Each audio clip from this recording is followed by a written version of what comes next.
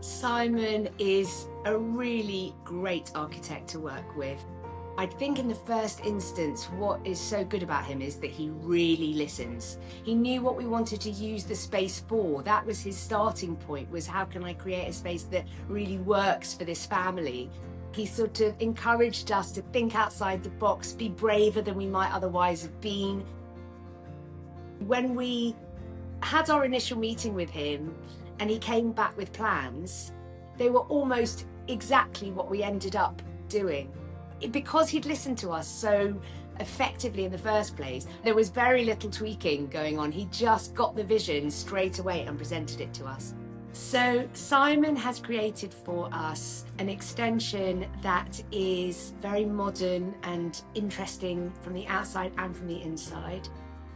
You walk through the corridor into a great big light space with exposed rafters showing off the beauty of the natural materials that we've used, and with a great big picture window looking out into the garden that starts at grass level. So we've brought the outside in.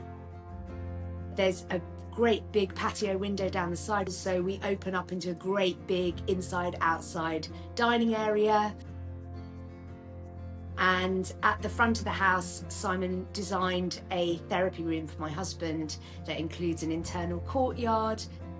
Living in the house now that we've had this work done, it's a completely different life. It's been completely transformative. More than anything, it creates a mood. We're all calmer. We feel calmer being in this space than we did before, and it really works for us. Simon was really easy to contact throughout the whole build and always felt like he was on hand and that it was never too much trouble. He's unflappable. He's just a calm person to work with. He brings a love of design and a love of material to the whole experience that everybody who comes into the house can see. And in fact, I don't need to recommend Simon because the house recommends Simon. The number of people who've asked for my architect's number just on the basis of walking into the house, the beauty of his work speaks for itself.